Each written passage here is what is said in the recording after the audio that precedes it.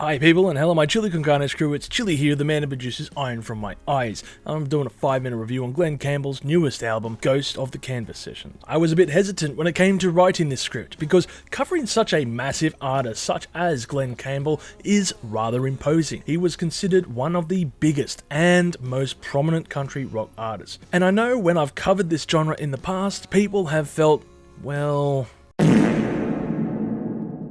Now, considering my taste in music has ventured into this area more so in recent times, and given the fact that I have indeed covered Dolly Parton for a 5-minute review on her recent album, I felt like saying, sure, why not? But I guess her last album wasn't exactly country now, was it? And I guess some might say the same about Glen Campbell too. When you think about it, he was touring with the likes of Elvis or the Beach Boys and became a certified hit maker around about this time. But we will always have Rhinestone Cowboy. Fun fact to you Yanks, but this song was covered by an Aussie stand-up comedian and renamed Well Hung Plowboy. You should check it out sometime. As for the album, the first thing that struck me was all of the guest musicians that appeared on here this posthumous release. And it immediately reminded me of Johnny Cash and his last efforts with Rick Rubin during the Americana records, which featured a few guest spots as well as many covers, just like this album does. Hell, even Sting appears as a guest vocalist on this record, and Johnny Cash covered one of his songs on his Americana 4 record, The Man Comes Around, and he did a version of I Hung My Head. But when I started playing this record,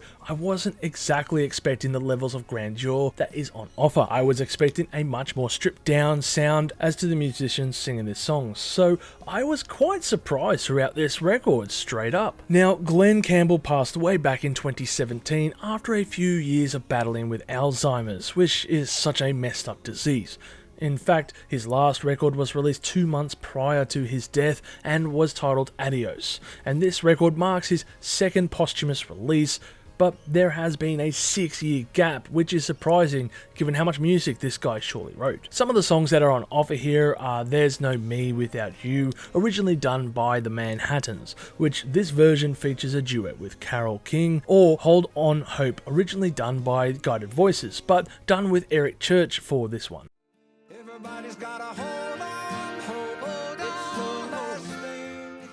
There are many other big names on this record as well, such as Eric Clapton, Brian Seltzer, Brian Wilson, Dolly Parton, and Elton John, amongst various others.